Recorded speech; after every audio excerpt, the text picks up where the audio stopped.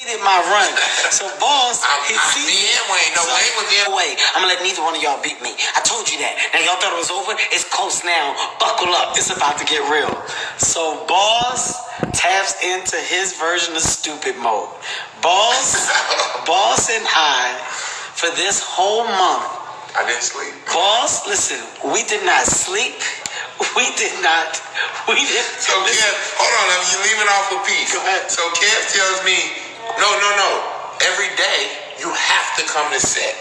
You can't stay at the hotel and just book hours. You can't cheat. You can't cheat. You can't cheat. I have to come to set. I have to get up. I have to wake up when he wakes up, be on set, be there all day. Yes, so that was a part of the bet. We left it out. I was like, you can't do anything while I'm at work. You got to be at work with me at least. Like you can't be sleep all day and I'm running all night and wake up. I said that's not fair. That's a disadvantage. So you got to be on schedule with me and I go. have to do his hours. You got to do my hours. So the same thing I told Kev. I said you don't have enough time in the day to do this bet.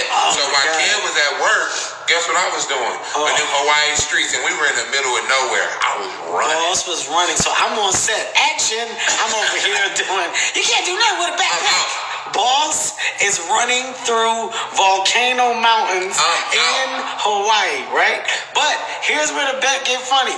We can't give each other signs that we're doing anything. Yeah, so he come back. He acting like everything okay. I'm like, where's you at? He's like, chilling. What? What's up? Like I'm like, you sore? You break it down? Yeah. He's like, I'm good.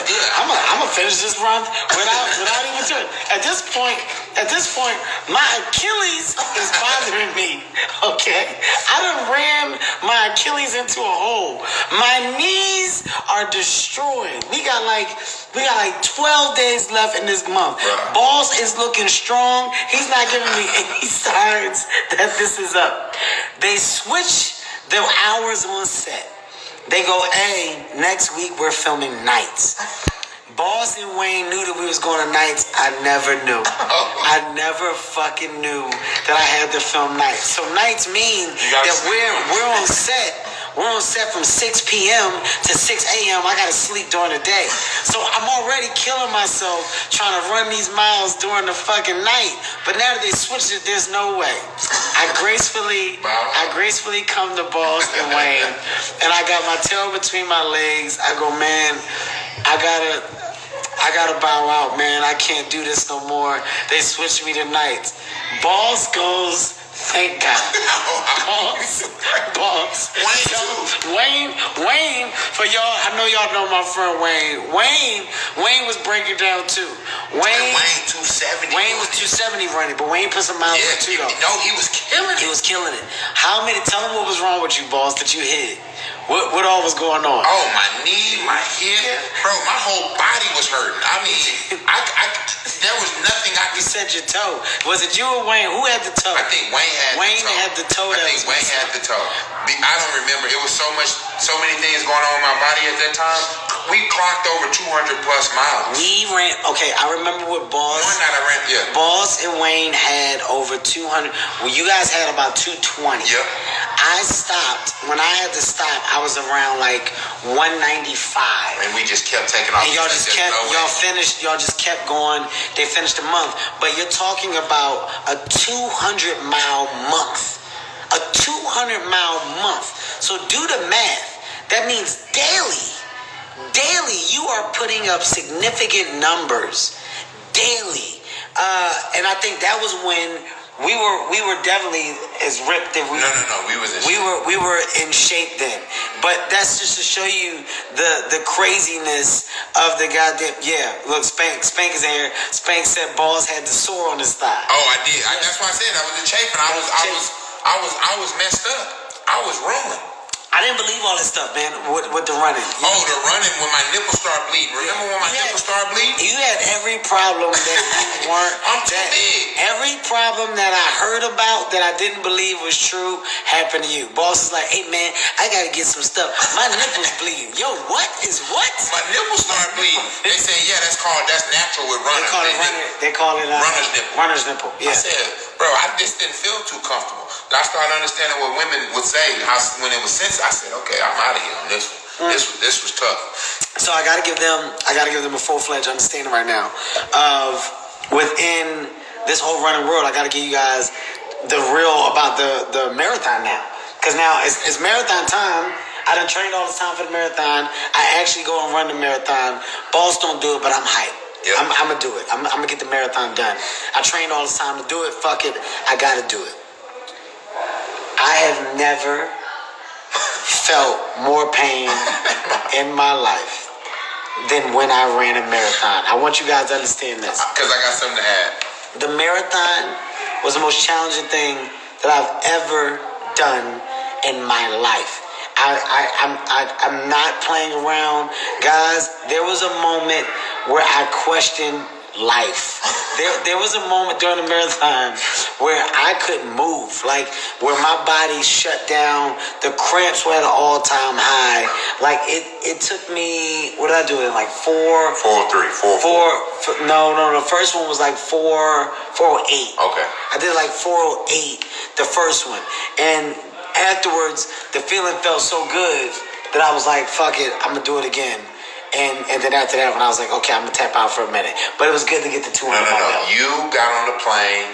I've never bought so much recovery equipment in my life. Jesus. You had me buying Normatex. I bought the same style of boots. I bought those. I had I can walk. massage guns. I can walk. You was like, yo, you think I can get a masseuse on a plane? I said, bro, no, you can't. You put a masseuse on a plane. Are you nuts? I couldn't walk. So I want to tell the people about when you fought. Tell them about the experience when you did your boxing match. I did my boxing match. So y'all seen Kev do all the boxing videos in the world, hitting the pads.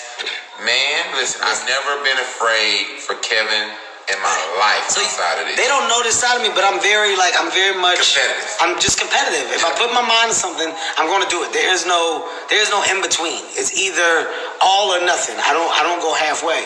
So me and another friend of mine, it's always over a prop bet or a silly bet. We made a bet, and the bet was off of, what did we do? We said we were going to do. It was a prop. I laid him. He's never fought in his life. He's never been not athletic. Not athletic at all. Not athletic or anything. And so he's like, dude. He said, Kevin, you're so small. He said, I could probably take you in boxing. I said, I can fight. I said, that's a bad bet for you because I can fight. I said, I'll tell you what.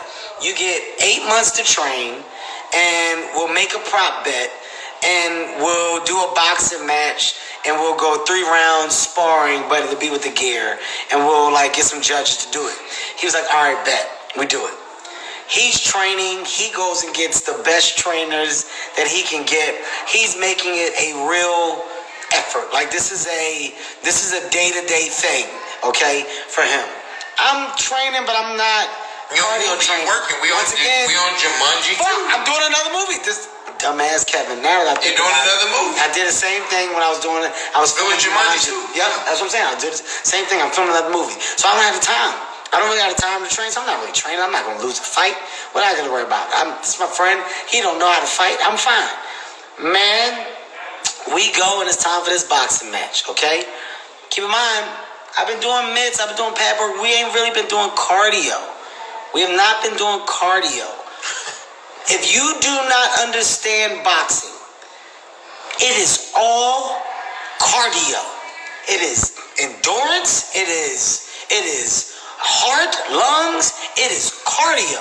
Those men are in the best shape in the world. There's nobody in better shape than a boxer. Me and Balls, before this boxing match, we were actually training with the guy, and I said, I should spar a couple times before we go. We should spar a little bit. We had some people in Atlanta we were sparring with. Let me tell you something. First time sparring, I got hit in the face. They don't prepare you for this, okay? Nobody prepares you for that first punch to the face. Pat, I get hit in the face.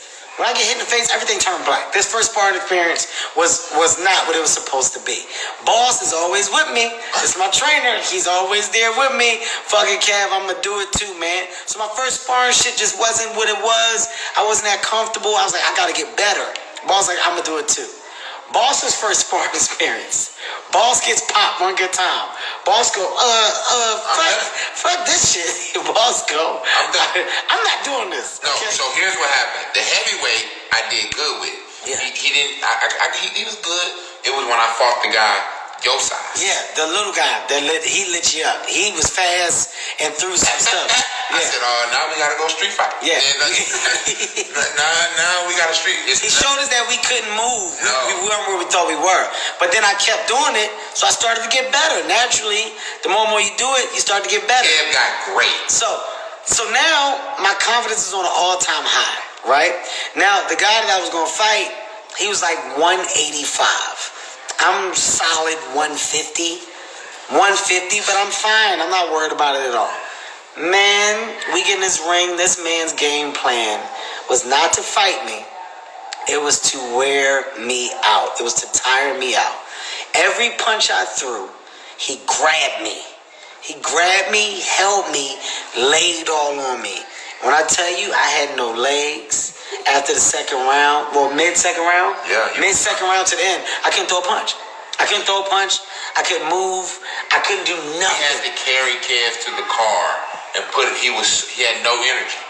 I think that and the marathon go hand in hand. What to say? Of fatigue, and you were done. That's the most tired I've ever been. Yeah, it went hand in hand. And afterwards, that's when I acknowledged all boxers, and I was like, it's the highest level of fitness. So to all you boxers out there, I commend you, but don't come over here trying to fight nobody, because the boxing trainer comes back and was like, no, you did good. We're gonna get you back in there. I said, it's over. It's over. We did it. It's no more. Yeah, we did it. We too old to be getting hit in the head. We did it. Yeah, but to let y'all know, I'm pretty good. No, you can throw those. I'm pretty good. I got some hands, but I got no win. I got no win. You can throw hands. I'm not gonna ever say that. If it's a street fight, if you get past my first 25 seconds, hey, and you ain't in that shape, I don't know, man. I don't know. When I tell you though, we got some of the funniest and best memories, but they're all tied around, that physical fitness, that health and wellness space, man. We've done a really good job of just staying true to that, being a part of that, but making it a lifestyle. So, look, this is just a conversation. It's a conversation in depth, friends bonding, but opening up, man. And I'm going to start to do these more often. Because I feel like as people, we should talk, we should be transparent, because the information that you're given can ultimately be something for someone else that can be used wisely. It can be used positively. It can inspire, motivate. It can simply help. So these stories a day, I hope that they've made you laugh. I hope that they entertain. I hope that they've motivated, inspired. But it's just truth. It's me and my man Hart. But real quick before you go, it was the decision. You were talking about motivation.